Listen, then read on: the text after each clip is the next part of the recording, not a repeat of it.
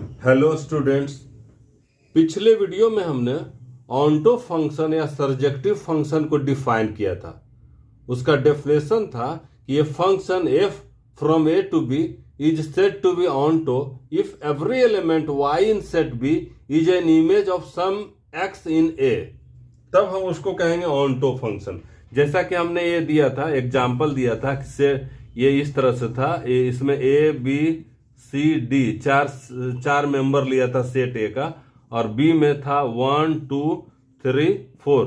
तो 1 का इमेज भी ये था, ये भी इसका था, 2 भी था और 3 भी इसका, 3 टोटल का जो है वो every element in Y, every element in set B, X जो है वो ए से बिलोंग कर रहा था, वाई जो है वो सेट बी से बिलोंग कर रहा था। तो y बराबर एफ एक्स हुआ, फंक्शन हुआ। x इनपुट जो है हम ले रहे हैं वो a सेट से ले रहे हैं, और y जो इनपुट है वो b सेट का मिल रहा है।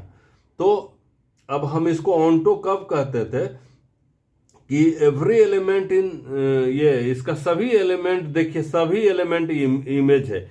एक जो है वो a का इमेज है, 2 भी है b का इमेज है, 3 भी है c का इमेज है, 4 भी है d का इमेज है। कोई इसमें एलिमेंट बचा नहीं है, मतलब कि कोई भी ऐसा एलिमेंट नहीं है जो किसी का इमेज नहीं है। तब इसको हम लोग कहेंगे ऑन्टो फंक्शन। इसको हम लोग कहेंगे ऑन्टो फंक्शन। इसको कहेंगे ऑन्टो फंक्शन।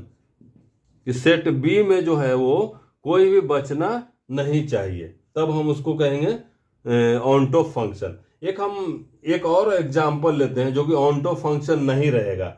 जैसे हम इसी को सेट ए हमने किया था, और एक दूसरा एग्जांपल लेते हैं। सेट ए है और दूसरा एक सेट बी है। एक रिलेशन, एक फंक्शन को हम डिफाइन करते हैं। ए से बी में ये मान ले फंक्शन नाम देते हैं f1 देते हैं। इसका एलिमेंट है A B C D, 4 element इसका हुआ, और ये है 1 2 3 4 5। बी का सेट हुआ 1 2 3 4 5। ए को हमने ए को हम इनपुट डाला तो 1 मिला हमको। बी को हमने डाला इनपुट, बी डाला इनपुट इस फंक्शन में तो हमको 2 मिला। सी डाला हमने तो इसको 4 मिला। सी डाला तो हमने, मतलब आउटपुट इसका 4 मिला, मतलब सी का भी इमेज 4 मिला।